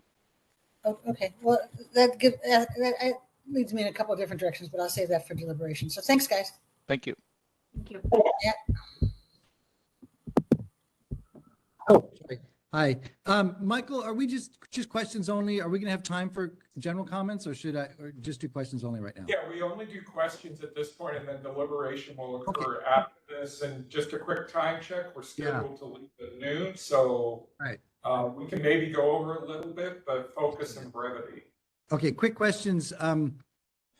The material of, what's the material of the signage slash guardrail at the Beanery Terrace? Is it metal, or I'm just curious what that material is? Good question, Matt. We're still studying that, to be honest. This was a later change that came out of our subcommittee review. So we're looking at potentially being a spaced Shisugi bond to match the material. We're also looking at a metal type of finish, so maybe more closely related to the screening that we've got around the site, but still in study, to be honest. Great. And my second question is about material. On the updated perspective from the southeast, I think that's slide 28. There's this, I think, a really successful change in that concrete retaining wall, where it's broken and the volume of the cut up, as you described it. I love that cut up, cut down. I think that is really helps understand, the thinking behind these moves. But the cut down it visually extends all the way through that retaining wall down to the sidewalk, which I think is really wonderful. And that's a metal panel. Is it in front of the concrete retaining wall? Like, what happens to the retaining wall? Is it still there behind the metal? I'm just curious. Right now, what we're looking at is that there would be some space. So the retaining wall would sort of be recessed back from the face of the other, and that we're studying the idea of potentially getting some lighting back in there. So there could be a light that really kind of shines through the cutouts of the screen at night. So gives it a little bit more connection to the glazing in the entry and a little bit more variation in experience along 113th. Okay, great. I won't take any more time. I do have some general comments to make, but hopefully I can do that after these questions. Thanks. Thanks. Hello. I have a couple questions. One, can you, and sorry if this is a repeat, but I missed a little bit about what the lighting was on the south edge. It looked like there was a series of fixtures, where the retaining wall is. Is that meant to be lighting down on the wall, or is that, what is that? Yeah, so I think what's shown there is intended to be lighting that's integrated with each guardrail post, and it might not be as frequent, as closely spaced as is shown here. So that's kind of a late breaking thing we're coordinating with lighting, but it's probably, more likely every other guardrail post with like a linear fixture tucked on the back side of the post. So Yeah. is that meant to light up the sidewalk experience then to some extent, or? Right. Yeah. So I think that would be primarily focused on the path up to the entryway. And then I think what's not shown on the plan yet, but we've talked about with lighting is, potentially having fixtures integrated in the retaining wall to provide a little bit of light on the public sidewalk. I know they were doing some study as to what existing street lights are on the block there and, kind of how much light there is. So that's still a little bit TBD. Okay. And I could provide comments on that later. Can you go to that section showing the new fence at the east property line where you see the kind of drop to the neighbor's fence and yeah, great.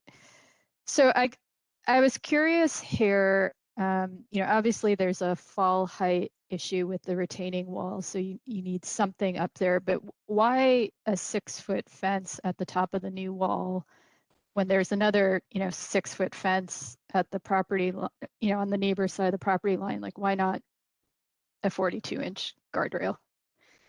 Right. So what we're proposing is that that existing fence would be removed.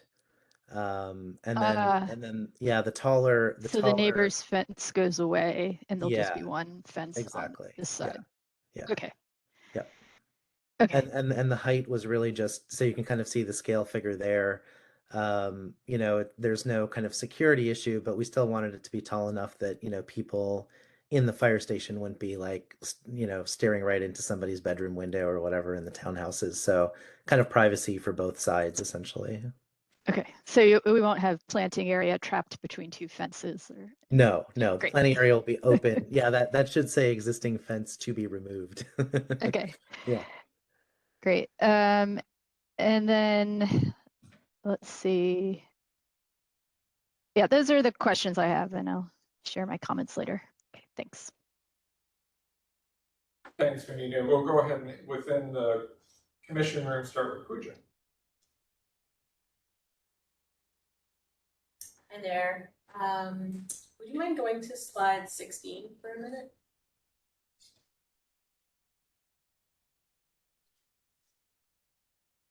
Did you say? The one with the turning movements of the larger truck. I think it might, yeah, that one. So Meridian is a concrete paved street, which makes sense for arterial. And this diagram shows that the trucks would need to use, obviously, the south side of 113th to access the east driveway. But typically that side of the street would be under the permit of the adjacent development and not this one.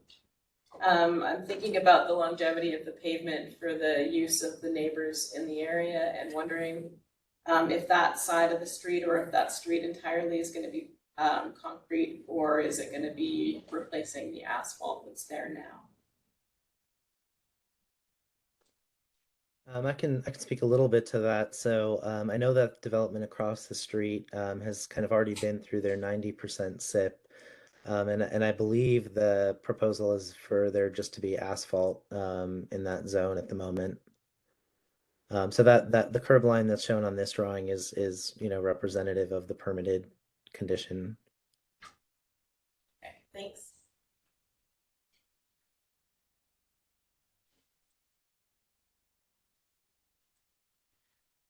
Any other questions? Oh, great. Thank you. Erica. Hi, guys. I'm going to use Pooja's computer. So thank you. I think the improvements from the last version of this project are absolutely wonderful. So I just want to commend you for those. So I have a few questions. One was just from your public outreach, if there were any additional community benefits or amenities that they hope for on site, not just concerns, but things that, I know there's a lot of limitations with, the usage, but if there were any facets that they hope to gain by there being a new public use of this location. That's my first question. Andy, I'll let you chime in, but the feedback has honestly been pretty minimal, and the open houses were very, very lightly attended. So I don't know, Andy, would you have anything to add? Not really. No, we haven't heard specifically from the community what they want, what features they want out of this project. I think the addition of the community room on the ground floor of the lobby, that was welcomed, and I think I believe Fire did their own survey just to see how that would be used and how frequently that would be used. And I'll add that we did hear, I believe neighbor number 3 to the north came to our last open house and had a positive comment about really appreciating the institution on this site rather than another 4-story multifamily project. So I think from that standpoint, that was maybe a specific that, the commission would be interested in hearing. That was, I thought, a very nice comment. My other question was, I noticed with the grading plan, it seemed that there would be quite a bit of sheeting coming off of the parking area that would sort of slide down towards that corner of the site. And I was wondering if there was any plan for bioretention or what the sort of water management in that corner was going to look like. Yeah, so it's a little bit tricky what's going on here. So, as we've been discussing, the site slopes from west to east overall, right? And then kind of from the north to the southeast corner. So that southeast corner is the low point, as you're pointing out. And sorry, I can't draw on this platform, but if you look where the parking count is tabulated there on the plan, that's where our detention system is going to be, for pretty much the whole project. But there are no stormwater facilities in 113th Street. So the way the stormwater is designed is that everything flows to that east detention vault and then actually gets pumped up to the bioretention, where it, just flows through the bioretention and then gravity drains into Meridian. So the stormwater facilities are only available in Meridian. And then that kind of right where you see the left part of that gate that opens in the driveway, there's a catch basin structure there, which is doing the work of pumping up to the bioretention. So if that pump does ever fail, water can, just pop the top of that catch basin and flow kind of harmlessly into the street the way it does now. So that's the overall flow is kind of collecting at the east, then pumping up back to bioretention and gravity draining to the street to Meridian. Okay, thank you. Interesting. I also had a question about the new articulation of the stairway entry. What is I guess 2 questions. One, what's the pedestrian lighting of that stairway? Just because it does seem like it might be potentially a sort of a dark entry. And then is there going to be any pedestrian scale signage to direct people? Because it doesn't feel as obvious that is where a pedestrian entry to that main door would be. Yeah, great comment. So as you can see in the lighting plan here, I think the intent is to, continue that sort of guardrail integrated lighting as it comes down the stairs. So I think lighting wise, that should provide a good amount of light. We have been looking at that wall that kind of faces to the east. So actually the other side of the stair. So that wall kind of opens up to the sidewalk. So, we don't have any specific proposal there, but we were seeing that wall as an opportunity for pedestrian scale signage, perhaps another 31 sign or something to that effect. But there's kind of a nice concrete wall available there. Totally. Yeah. Oh, great. Yeah, you. kind of in that corner. So as you're coming up the sidewalk, you would see that. Great. And then my last question was about the what would that be, the southwest corner. I think in alignment with Amalia, I was a little bit concerned about how exposed that corner felt. And then just in terms of the street trees on is it 113, sorry, that I was just a little concerned about the visibility of the crossing there.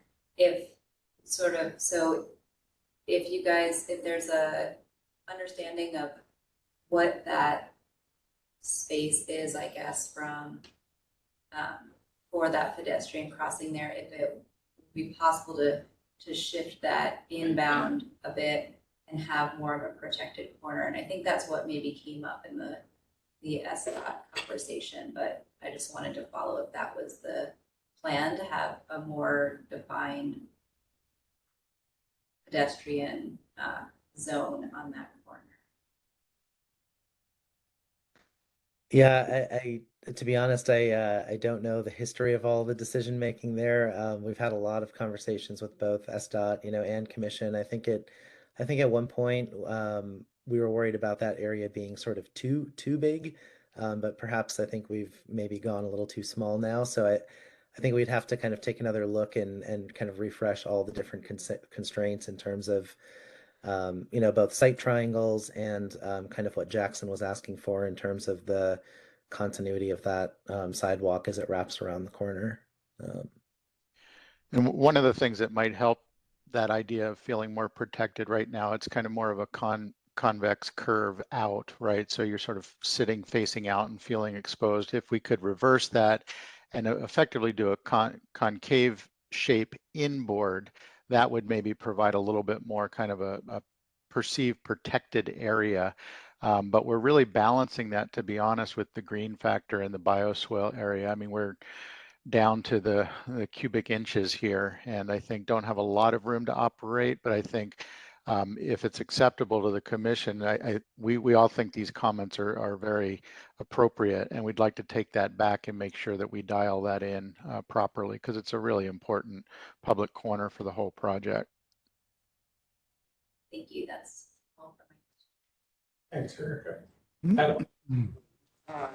Yeah, thanks. I just wanted to say thanks again to the team. I have Molly had passed me some questions, so I have Adam here has no additional questions, and then I'll follow up with some of Molly's questions that I passed here. We had a question about get back to the drawing, the planting along the south facade of the building, specifically kind of near the stairs that Erica was speaking about. I know it's been a really kind of delicate balance, and you've really kind of played with it and done a lot in that zone. But I heard there was comments from kind of SDOT about the distance of the wall from the back of the sidewalk, and so we've said in past meetings, and you've responded to kind of breaking down the scale of that wall. But Molly's question was, had you explored any ways to kind of step down that planting, specifically the one east of the patio area, so just east of the main entrance, the kind of L-shaped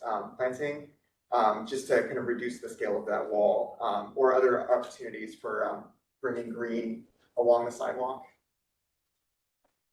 Yeah, so a couple things. So that bioretention area, ideally really needs to be all at the same elevation for it to flow through, right? So we really don't want to be, pumping twice, I'll say, but also kind of maximizing the amount of green, bioretention area that we have. The other consideration and kind of part of the flip-flopping of the sidewalk was we didn't want to end up with duplicated layers of guardrail as well. So, kind of we didn't want to have like a guardrail at the front of the bioretention for folks that might be working in the bioretention, and then also another one from the sidewalk to the bioretention area. So given the limited amount of space, we really thought this was the best solution to kind of keep it simple, minimize the amount of apparent height and structure overall, but kind of bring that green zone closer to the wall where the wall gets higher. Great, thank you. Second question. I think Molly appreciated the amenities and the way that you've been working with the neighbors, and she was curious if you had explored additional amenities such as those kind of like, dog relief areas or bags or, trash cans or kind of some of those more fine-grained amenities that could be included in some of these areas. Yeah, that hasn't specifically been considered. We're not aware of those typically being provided at fire stations, but I think we could certainly look at that with fire and FAS if there are kind of some of those small touch things that would provide some benefit to the neighborhood. That could probably be studied and incorporated. Great. And then third question, and Jill, you may have asked this, so I apologize if this is duplicative. You can just tell me that. We were wondering if the tree mitigation strategy, had you explored options for relocating some of the additional tree mitigation within the neighborhood, so kind of proximate to the fire station in ways that could improve the character of the immediate context? Or is there an opportunity to do so? Andy, I don't know if you could jump in, but I believe that North Precinct site is sort of the closest city-owned property, in the area, and I think it's about a half mile away down, south on Meridian. Yeah.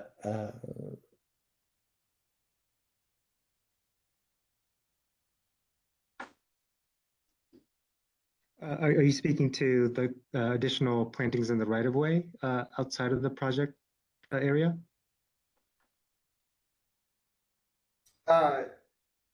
That's right. Yeah, I think we were curious if there was opportunities if there were kind of missing gaps in the tree canopy within the neighborhood, specifically along, Meridian or 113, and if some of the mitigation could happen closer to the fire station. That's a good question. My understanding is the 1 to 2 replacement has to happen on city-owned property. I'm not sure where that jurisdiction lies with FSDOT and the right of way, but our focus has been to look at, again, the FAS-owned and managed properties that would get the best bang for the buck, and North Precinct seemed to be the best candidate. So we can certainly ask those questions to our partnering departments to see what other opportunities there may be. Great, thank you, Andy. That's it for all questions. Great. I'll try to make it pretty quick because a lot of questions have been already asked. I was curious, and maybe you mentioned this, but I missed it, about the trash and there's like a transformer enclosure. Because I was curious about the trash because it's being accessed from the street side. This is just always one of those things as a pedestrian I'm always aware of when I'm walking by. And I know that you've done your best to hide it with some nice screening, but why does it access from the public sidewalk? Yeah, so given all the grades on this site, we explored a lot of different locations, and this is pretty much literally the only place it can go. We have some very steep return drives on the entry that far exceed SPU's specifications for wheeling carts or for trucks getting on site. So this plan has been vetted with SPU and they're on board with it. We have our kind of concept approval letter in with SDCI already. So it was really the only spot it could kind of safely go that was code compliant. Okay. And then my last question has to do with the awning that's over the west side on the second floor. What is that? What's the materiality of that? Is it just clear glass? What's being proposed there? Yeah, I think we're still studying that, but the intent is that it would probably have some kind of etching on it, just so it's not full bore sun coming down on the occupants there. But just to give that kind of sense of transparency of opening up that roof line to the sky rather than it being closed in as it was previously. So likely etched or printed with kind of a screening pattern. Okay, thank you. Those are all my questions. So as we're wont to do, we're running late. That's a consistent theme here. Can we all go till 12:20? Yes. Yes. I can't quite. I have another call that starts at 12, but I can be a few minutes late for that. Okay, so let's do this, understanding that, because what we don't want to do is lose quorum, so Pooja and Matt may need to leave a little bit early. Jill, can you quickly take us through the areas that commissioners should provide substantive comments on? And then what we'll do is start with Matt, and then Pooja, and then everyone else. How does that sound? That's great. Here's what I've got. One of the first things is the departures. Remember, there's 3 of them: the side setbacks, the curb cut widths, and the tree protection. The next one would be art integration. We've heard a lot about that. People have one. The third would be the experiential quality of the building in the covered in the public realm. And I think the southeast corner has come up as well as the southwest, or perhaps the southeast closest to the building, the southwest being about the that seat wall, the south retaining wall and stairs, and then possibly maybe the northern edge. People might have some comments they want to make about that. And then the equity and outreach and sustainability. Should we get to? People have comments about that. So that's what I've got, Michael. Excellent. Why don't we go ahead and start with Matt? Okay. First, I have to say that I think this design proposal is really an excellent project. I think it's a successful response to a very challenging site for a very demanding program. And this is a big fire station, as evidenced by the need to put the living quarters on top of the apparatus bay, which I haven't really seen before in a neighborhood fire station. Usually there's enough room to separate those 2 elements. So I just think it's a tremendous project. Regarding the art, I'm pleased and supportive of the proposal as I understand it, and its location on the building, on that particular portion of the facade, and the way that it activates that pedestrian connection from the corner of Meridian up to the entrance to the building. Interested to see if we get another chance to how the details of the art proceed. I do support the departures. Again, understanding how difficult it is to fit this program on a site like this. I support the departures on setbacks and landscape as have been discussed. 2 things I wanted to mention briefly. I don't know, Jill was exactly on your list, but I hadn't seen this before. And when I first saw the Shisugiban cladding, I was really interested. And I think that it's a kind of a brilliant, slightly perverse, but brilliant approach to cladding a fire station, to use a material that's, informed by fire. So I think it's an interest. I hope that the public will be able to understand that or learn about that. I just think it's really interesting and compelling and unusual to see a building that's not a fire station that's not clad in brick or metal. I have one small question about the cut down as we're seeing here on page 25. And as Scott and the team described, 2 things. I think initially Scott described how there was an interest by the design team to have the building maintain 1 volume rather than being broken into multiple volumes, and in order to express its civic presence. And I really support that. I wonder about this cut down and how the canopy, looks like it's maybe 3 feet below these, what are now 2 volumes clad in the Shisugiban.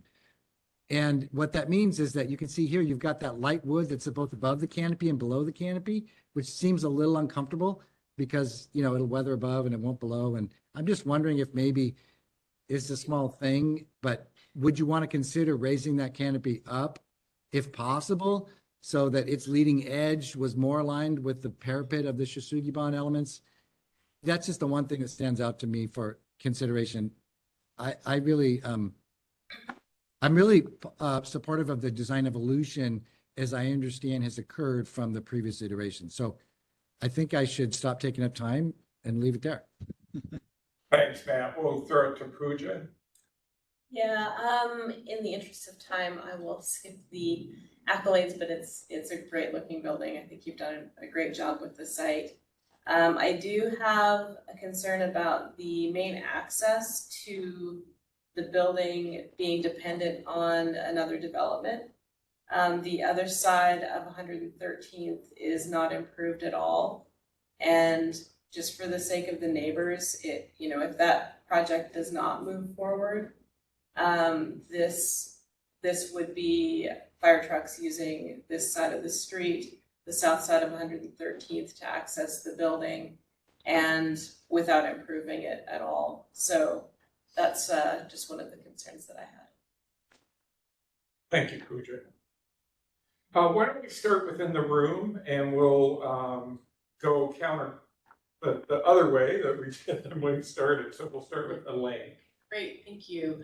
I'll be brief. I've seen this a couple of times now. So I think that there's been a lot of refinement in the detailing of the building, and I feel like architecturally the majority of comments have been addressed. So I'm comfortable with the direction that this has taken. I'm looking more sort of at some of the finer elements on the fencing on the north side of the property. I know that there's options out there. One is a darker metal, one is a wood fence, and I just would encourage sort of more thought in terms of what would the neighbors prefer. I think it's a very dark proposal on that fence, and I wonder from a vegetator, I guess it's sitting far behind, but it's very dark. And I think if I was a neighbor, I don't know that that's something that I would want to be looking at.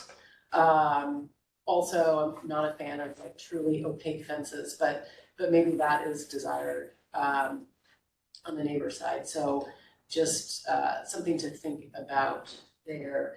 And then I would encourage on the glass awning that there be good consideration put towards if it's etched or what that looks like, because I think we all know in Seattle those glass awnings can become littered with leaves and debris and quickly start to not look very good. And I'm not sure what the maintenance, ongoing maintenance will be for this building. So something more to think about.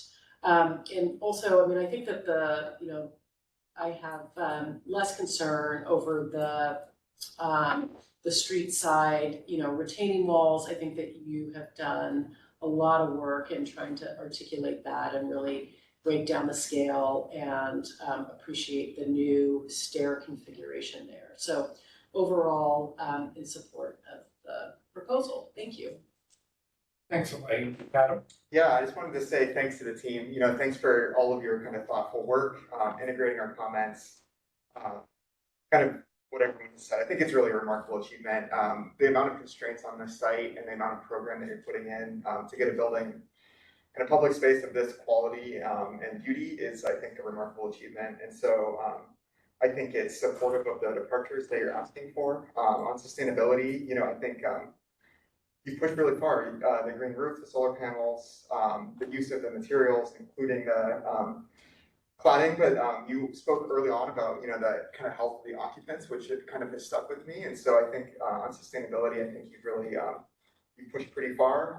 And then I think I'm sure Elizabeth will mention this, but the final details of that art integration seem like the crux of the design, and so I'll just look forward to seeing how those resolve and following up with Elizabeth in the subcommittee for how those resolve. But again, thank you, and I'm also in support. Erica? Hi guys, I don't know if you can see me. Our video keeps going on and off. So I also commend the project, as has been mentioned. This is my first time reviewing it, which has been wonderful. I, as an urban designer, obviously focused on what the pedestrian experience is of this space. And I do think the art is going to be remarkable.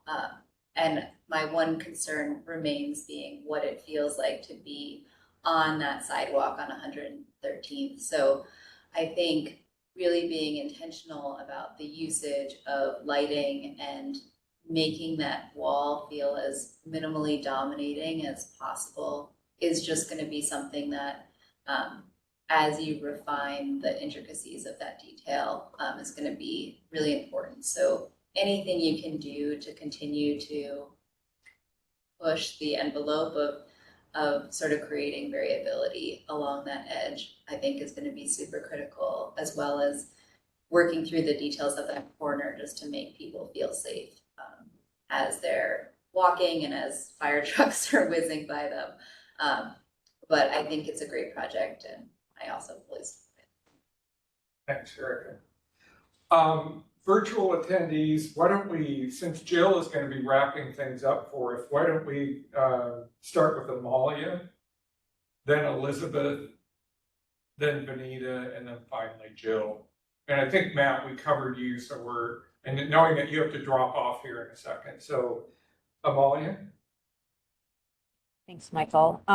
I just want to echo some of the comments that Erica just made. To me, the public spaces and the right of way feel very cramped, and I don't think that. Let me step back for a second. The building and the departures around that all seem reasonable for the use. This is an important civic use. I feel that the public spaces and the activation that's shown and the graphics that's shown, all this activity are a bit disingenuous. I think we're trying to fit too many things in one side. I'm concerned that you won't be able to see the art because the trees will be in the way, especially as they're maturing. This kind of corner piece, and so I just encourage, as you make these refinements, I encourage the team to be very intentional about what is the element that they want to have shine. What is the first thing you want to have shine on this project? And I think that there's too many things that are trying to be fit in here, and it's taking away from some of those pieces. I do not think that it is reasonable that people are going to sit on the corner of 113th and Meridian.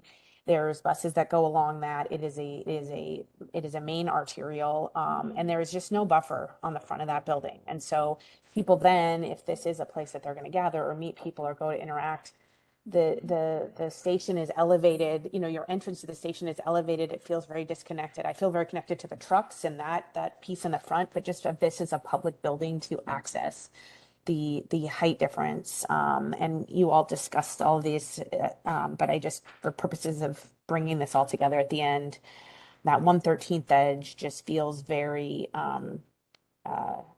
there's just so much happening there and at the expense of everything.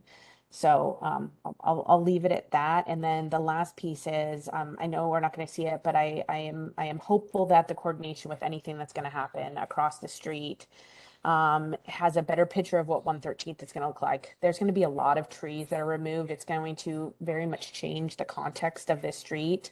This is really a neighborhood yield street that is going to be drastically changed and look much more urban, and have two very different uses on it than what is currently there right now. And so I just feel like I'm missing that context of the corridor. That being said, I do think that this is a really great project. I think it's an important piece, and I also think that the overall site plan and the way this team has put everything together is commendable. This was a very challenging site, and you've done a lot of work on that. So I'll leave it at that and pass it to the next person. Thanks, Thank you. I'll echo that appreciation for the building and also for the process. I've been really felt privileged to be, accompanying this process as it went along. I want to make a passionate plea to take some of the process that you've used to really articulate the building, develop variability, cut up, cut down, take that kind of really experimental and rigorous process and apply that to how the artwork conceptually and visually integrates, not necessarily physically yet, but how is this going to look along this really important facade? I think the artwork should and the Shizuki Bond should have their own presence and their own force and their own power. To do that, I'm going to ask you to back up a bit and really, the way the schedule has gone, part of the project is at 90%. The artwork, considering artwork materials and how this is going to work visually is at a different level. I'm going to suggest that the placeholder images be retired for a while, the equivalent of a bottom drawer, because they really are in the mural kind of 2D realm, and I don't think they have the same force and power and presence as Damon's preliminary sketch, which is just above them on the slide. So my strong advice is to take the energy and the sense of movement and the different portions of that sketch and think in a lot of different ways about how that can actually exist in this particular place. I'd also retire the words framing and mural for a while as well, because I think those tend to push the artwork into the realm of 2 dimensions. And I think what he has drawn, what his preliminary sketch has way more dimensionality on its own. So I'm also going to advocate for, it's been mentioned before, for a subcommittee meeting regarding the artwork integration sometime after the Public Art Committee reviews the work and at a time that makes sense for the project. Thank you very much. And I think it's on to Vanita. Thanks, Elizabeth. Yeah, as a subcommittee to review the artwork integration once it's farther along does make sense. So I reiterate that. Briefly, great job. It has been really great progress on this project on a really tricky site, and the materiality is really strong overall.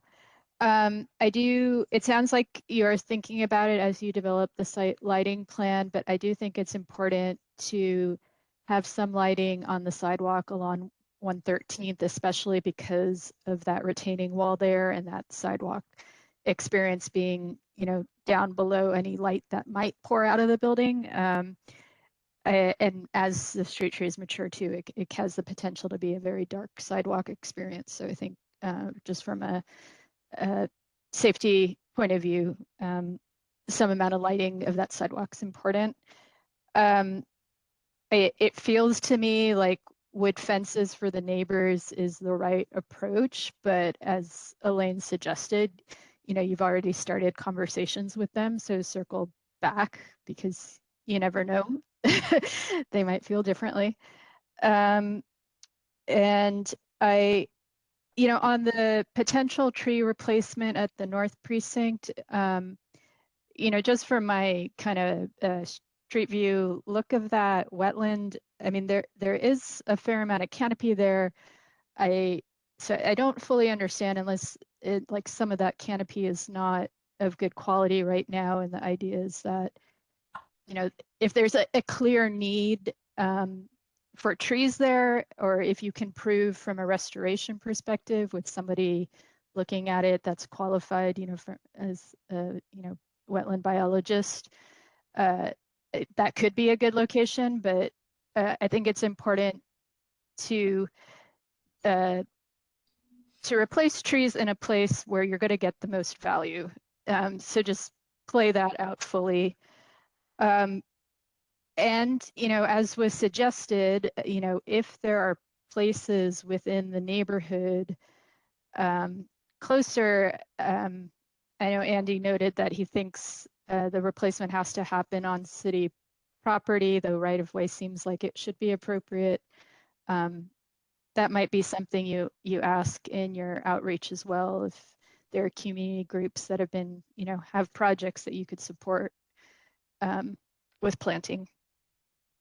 And then there was a bunch of comments on street trees. I think street trees, I like seeing this canopy on 113th. I think it's one of the most valuable things you can do from a urban experience in terms of, for a number of reasons. But I think it just comes down to the right selection of tree species, not that there shouldn't be street trees there. So I just want to make that clear, from a landscape architecture point of view. I think it's strong that we're putting in a continuous street tree canopy on this frontage.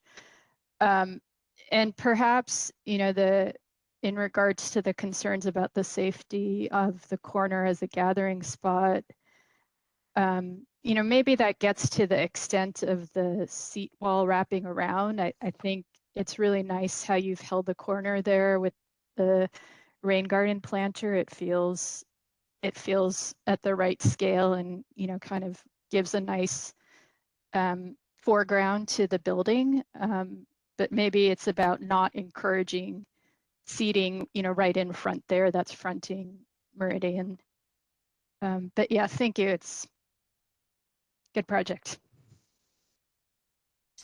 Hey, Jill, this is Michael. And in interest of time, it's very clear to me that there was a desire to have a subcommittee that looks at the integration of art after it returns from the PAC. I think that's a good place to hear back from how those are coming together. I didn't hear any other specific conditions. I heard a slate of recommendations, which we can summarize in our minutes. Is there anything you want to underscore before we go to a vote? Yes, I want to just personally share a few thoughts about the art as well. One is, I think the art might be more successful and more dynamic if it is not the same plane as the finish of the wall. But if it is to be on the same plane of the finish of the wall, then I think the construction budget should look at to be tapped to fund that. So on both sides of the art, I think there's a lot more to do. And the use of construction budgets to pay for materials that take the place of an architectural surface is very established in the city and is something to think about when that subcommittee comes together. So with that said, you want me to take you through what I got? Yeah. The Seattle Design Commission approves the design development plans for Fire Station 31 and supports the departures.